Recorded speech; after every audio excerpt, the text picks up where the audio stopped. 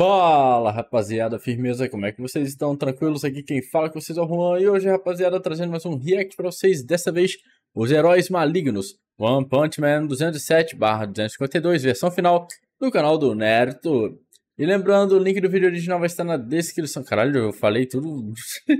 Link do vídeo original vai estar na descrição, então vão lá, deixem um like, se inscrevam no canal do NerdTube, que ele merece pelo excelente conteúdo que ele traz aí pra gente. Bom, eu já sou inscrito, o sininho já está ativado, eu chamei o like para dar aquela fortalecida. Qualidade full. E vamos embora, rapaziada. Os heróis malignos One Punch Man 207/252, versão final. Play. Os membros nada heróicos da Neo Heroes seguem sendo apresentados pelo McCoy. E além disso, também foi mostrado que a missão de espionagem do Garoto Imperador já está mais avançada do que parece. Como a gente viu, né, velho? Esses heróis têm uma influência muito grande, velho. O capítulo começa com o Suiryu sendo atacado pelo Mars Léo e pelo Solitude. E enquanto ele se esquivava de todos os ataques dos dois Neo-heróis encrenqueiros, o McCoy aproveitou para apresentar o Suiryu para todos os Neo-líderes que ainda não o conheciam. E então ele disse que o Suiryu é um lutador muito forte e que é famoso por não ter nenhum tipo de princípio. Ou seja, é um cara que só pensa em si mesmo. E é verdade que o Suiryu tinha uma personalidade extremamente egoísta quando ele apareceu pela primeira vez no mangá, pois como vimos durante o arco do torneio Super Fight, quando ele viu que corria risco de ser morto pelos monstros que invadiram o torneio, ele não hesitou em tentar fugir e deixar os heróis que estavam lá e que eram mais fracos do que ele para lutarem sozinhos contra os monstros. Porém no fim ele acabou mudando após ter sido salvo pelo Saitama.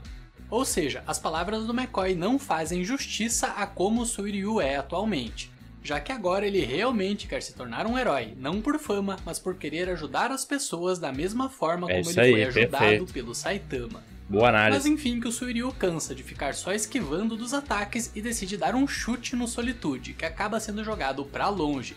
No entanto, antes que o Cyborg se arrebentasse contra a parede, ele foi interceptado por outro dos Neo-líderes, que gentilmente o desacelerou e perguntou se ele estava bem.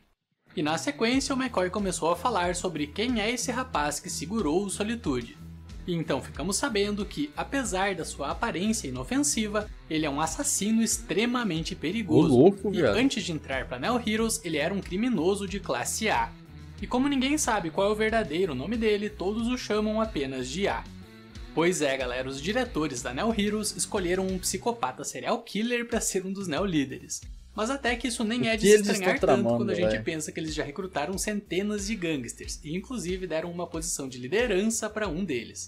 Mas enfim, que o McCoy termina de apresentar o A falando que, apesar do seu histórico como assassino, ele aceitou trabalhar sob a vigilância da Neo Heroes, e que de agora em diante ele apenas vai usar suas técnicas de assassinato contra os monstros. Porém o Sekingar, que agora faz parte da divisão de inteligência da Neo Heroes, interrompe o McCoy e fala que parece que o A está sendo protegido ao invés de vigiado. Afinal, agora que ele é um Neo-líder, seria uma declaração de guerra contra a Neo Heroes se algum herói da associação tentasse prender ele. Mas então o Garoto Imperador sai em defesa da Neo Heroes, e ele diz que a própria associação de heróis já fez tentativas de recrutar criminosos no passado. E de fato, no começo da segunda temporada, a gente viu que o Cid tentou o Puri não é um criminoso, porra, ou não? Recrutar vários criminosos, incluindo o Garou e o Sonic. Porém, foi numa tentativa desesperada de fortalecer a associação de heróis para que quando a profecia da Madame Shibabawa fosse se cumprir, eles tivessem mais chances de salvar a humanidade. Mas fica aí a reflexão de se realmente o fato da Neo Heroes estar recrutando bandidos é justificável ou não.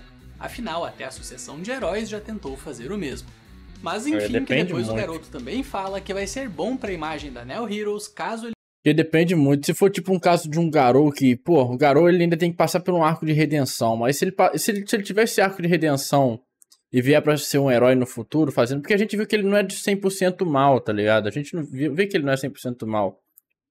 Então, assim, ele pode ter esse arco de redenção e depois se juntar a alguma associação de heróis e é compreensível, tá ligado? Ele vai usar as técnicas dele para o bem enquanto ele se redime, né, velho? Pelos atos que ele fez. Assim como o próprio Sonic que tá aparecendo aqui também, né, velho? Que, pô... eu não lembro de um momento dele do bem, assim, mas... De fato, ele é um personagem que ele tem carisma, né, velho? Tudo certo, mas ele é do mal, né? Assim, ele é um espião, assassino, como fala? Assassino de aluguel, praticamente, né, velho? Que eu lembro que ele foi contratado pra poder dar cabo dos carecão lá. Então, assim, ele é um ninja que só age por seus instintos, né? Por seus motivos. Mas não me surpreenderia ele também ter o seu arco de querer ser um herói, tá ligado? E usar suas técnicas para o bem. E também é completamente compreensível quando você vê que o vilão, ele tem a intenção de ajudar, ele tem a intenção de ser uma pessoa melhor, ser uma pessoa diferente, entendeu? Então aí, beleza. Agora esses aí da Neo Heroes aí, não faz sentido. A questão da associação de heróis ter feito aquela reunião lá pra recrutar aqueles super vilões lá, não faz sentido. Principalmente porque a gente não conhece eles, não sabe as índoles deles, né? Então, não acho plausível. Na questão do Garou, dados os pontos que eu citei, e do Sonic, eu até acho compreensível, né? Mas enfim, vamos lá. Mas enfim, que depois o garoto também fala que vai ser bom para a imagem da Neo Heroes caso eles consigam provar que são capazes de controlar até mesmo pessoas violentas como o Ai e o Ryumon. E é claro que o Ryumon e o A não gostaram nem um pouco da forma como o garoto falou sobre eles serem controlados pela Neo Heroes. Afinal, eles são bandidões e não aceitam ser controlados por ninguém. Mas enfim, que na sequência o McCoy aproveitou que o garoto imperador estava falando para já apresentar ele para todos os outros.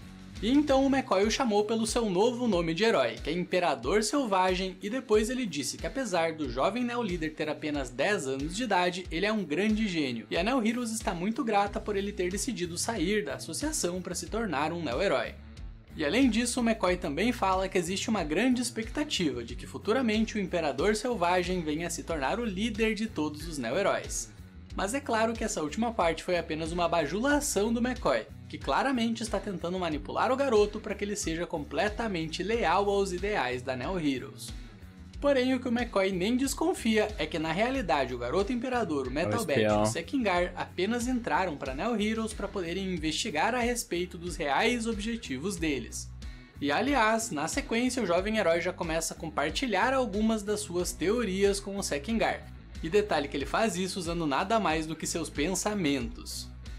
Lembrando que os óculos do Imperador Selvagem e o olho biônico do Sekingar são capazes de ler os pensamentos deles, e dessa forma eles podem se comunicar sem levantar nenhuma suspeita. Mas enfim, que o jovem herói diz ao Sekingar que ele já entendeu o que tá rolando ali na Neo Heroes, pois ele rapidamente percebeu que na verdade o Ai e o Ryumon apenas aceitaram trabalhar como Neo-heróis em troca de poderem usar a Neo Heroes para fazer lavagem de dinheiro, enquanto os Zaidats e o Infelsinave estão ali apenas para conseguirem sonegar impostos com a ajuda da Neo Heroes. E já o caso da Webgaza é porque a Neo Heroes quer divulgar que os experimentos que eles fazem nos humanos são coisas boas, e dessa forma tornar a população mais suscetível à ideia de que cirurgias de ciborgificação são coisas muito boas. E depois o Imperador Selvagem também fala que ele está com uma forte impressão de que a Neo Heroes não tem como objetivo ajudar as pessoas, mas sim algo muito mais obscuro. E então o Sekingar responde ao garoto que ele vai dar um jeito de se aproximar dos diretores da Neo Heroes para descobrir qual é o verdadeiro objetivo deles. Pois é, galera, diferente da webcomic, onde todas as informações foram dadas de forma completamente subjetiva, aqui no mangá o Murata já decidiu deixar as reais intenções da Neo Heroes bem claras desde o começo. Mas enfim, que na sequência vemos o Darkshine falando que ele ficou feliz em saber que a Neo Heroes tem grandes planos para o Imperador Selvagem no futuro. E depois ele também fala que vai se esforçar muito para ser um bom treinador de agora em diante. E galera, essa cena deixou bem claro que o Imperador Selvagem tá muito decepcionado com o Darkshine, pois ele nem sequer se virou para responder o seu antigo colega da classe S. Mas então o Sekingar começou a falar com o Darkshine, e disse que é uma grande surpresa ver que um herói tão forte quanto ele decidiu se aposentar tão cedo. E após ouvir o Sekingar, o Darkshine apenas falou que agora que ele é incapaz de brilhar, ele não pode mais ser um herói. Então vemos que o Sekingar ficou sem saber o que pensar sobre essa situação. Ele deve ter o momento dele, velho, que eu tô até ansioso pra isso, mano. No Darkshine. Mas o Imperador Selvagem aproveitou pra dar uma bela... E provavelmente deve ser contra o Raiden, né? É Raiden? Agora eu não lembro o nome do cara ali. Provavelmente quando a Neo Heroes... Porque a princípio a Neo Heroes é a vilanesca da história, né, velho? Quando ela começar a agir e os heróis terem que lidar com eles... Eu acho que o oponente do Darkshine, que o momento que ele vai ter que voltar a brilhar, vai ser contra o Raiden ali, velho, o lutador de sumo, tá ligado? no seu antigo colega de classe S, pois ele falou que é bem visível que o Darkshine perdeu completamente a confiança que tinha em si próprio, e por isso ele vai acabar falhando no trabalho de treinador da mesma forma como ele falhou sendo um herói. Caralho. Afinal, nenhum candidato a herói vai seguir os ensinamentos de um covarde. Pois tão importante quanto saber as melhores técnicas para treinar é ter coragem e determinação para poder inspirar todos em sua volta. Pô, papo e galera, reto, velho. ao ouvir as palavras do Imperador Selvagem, o Darkshine ficou completamente deprimido. E para piorar, o McCoy ainda disse que eles não contrataram o Darkshine por acharem que ele seria um bom treinador, mas sim apenas porque ele é um ex-herói da classe S. E a Neo Heroes pretende usar isso como uma propaganda para atrair mais pessoas para se tornarem candidatos a Neo Heróis. Ou seja, galera, se o Darkshine já estava se sentindo inútil antes, então agora piorou ainda mais. Agora foi pro caralho. Eu sou merda, meu irmão. O dia nem começou, mas eu já fui derrotado já umas 6 vezes. E por fim foi a vez do Metal Bat ficar irritado com seu ex-colega da classe S. E ele começou a gritar com o Darkshine, mandando-lhe levantar a cabeça e endireitar a postura. Afinal, o mínimo que ele vai precisar para ser um treinador é parar de sentir pena de si mesmo. E depois o Metal Bat fala que, apesar de tudo, o Darkshine é muito bom em fazer com que as pessoas fiquem à vontade na sua presença. E isso não vai mudar independentemente de ele estar trabalhando como herói ou como treinador. Portanto, o Darkshine não precisa ficar tão inseguro, pois certamente os recrutas vão obedecer ele durante o treino. E por fim, o Metal Bat diz que o Darkshine terá o seu apoio, seja qual for o caminho que ele escolher daqui pra frente. Porém, o Darkshine ficou tão nervoso só de pensar em estar em uma situação desafiadora que ele acabou ficando com dor de barriga, e por isso ele teve que sair correndo da sala de reuniões. E então vemos que o Sekingar ficou realmente preocupado com o Darkshine por ter visto o quanto ele ficou abalado psicologicamente após a batalha contra a Associação dos Monstros. E o Imperador Selvagem então sugere que eles deveriam chamar o Amai Mask para resolver essa situação. E para quem não entendeu o motivo de ele ter falado isso, vale lembrar que nesse momento o Darkshine está com medo de voltar a lutar porque o corpo dele ficou com uma cicatriz causada pelo ácido do Führer vomitado.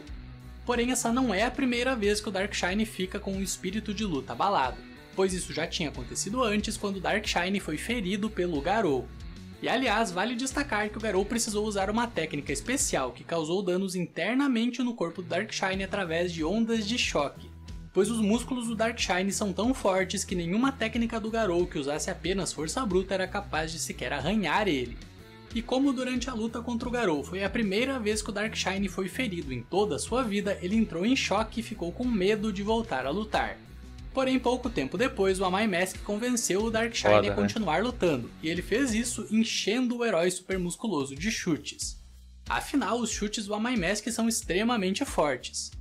E como o Darkshine não recebeu nenhum dano deles, então ele se convenceu de que a luta contra o Garou tinha sido uma exceção e que ele nunca mais ia ser ferido novamente. Achou errado, otário? Mas enfim, que o Metal Bat discorda da sugestão do Imperador Selvagem de que eles deveriam chamar o Amai Mask para bater no Darkshine de novo. Pois como o problema do Darkshine está no seu espírito de luta, ele precisa achar uma forma de superar isso por conta própria. E olha, se o Metal Bat falou, então tá falado. Afinal, ninguém entende mais de espírito de luta do que ele. Papo reto, mas enfim, que na cena seguinte o mangá volta a mostrar o Mars Léo, e vemos que ele já tá exausto de tanto atacar o Suiryu. Mas mesmo assim, ele não desiste, porque ele quer de toda forma provar que ele merece se tornar um dos Neo-líderes. E em seguida o mangá dá foco no Suiryu, e vemos que ele está totalmente desapontado, pois tudo que ele viu da Neo Heroes até agora apenas serviu para provar para ele que ninguém ali chega nem perto do nível do Saitama. E bom, vai ser difícil pro Suiryu achar alguém do nível do Saitama, pelo menos no que diz respeito à força. Apesar de que eu não acho que o Suiryu estava se referindo à força quando comparou seus colegas ao Saitama, mas sim ao fato de que na Neo Heroes não tem nenhum herói de verdade. E nisso não dá pra discordar do Suiryu, afinal na Neo Heroes só tem bandidos e gente egoísta. Então, e né, até velho? mesmo os ex-heróis da classe S, aos olhos do Suiryu, devem estar parecendo apenas traidores nesse momento. Afinal, eles acabaram de trocar a associação de heróis pela Neo Heroes, que está cheia de gente de moral bem duvidosa para dizer o mínimo.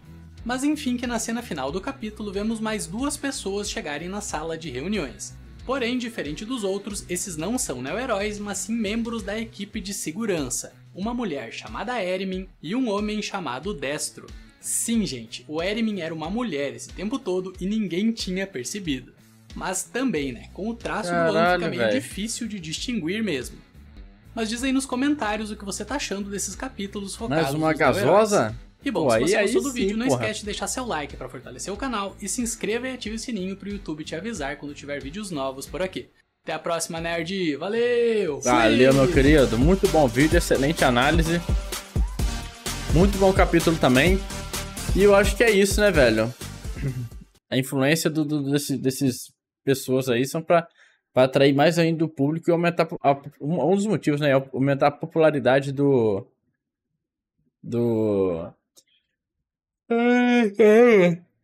Daniel Hero, né? Cara, bom demais, velho. Parabéns aí, NerdTube, meu querido. Excelente vídeo. E eu gostaria de ouvir a opinião de vocês, rapaziada. Comentem aí o que vocês acharam, tá? Gostei do capítulo, ansioso já para o próximo. Link do vídeo original vai estar na descrição. Vão lá, deixa um like e se inscreva no canal do NerdTube, que ele merece pelo excelente conteúdo que ele trouxe aí pra gente. Fechou? Excelente análise. E vamos aguardar a próxima. Um abraço, tamo junto. Eu fui. O homem é um cavalo forte de cor.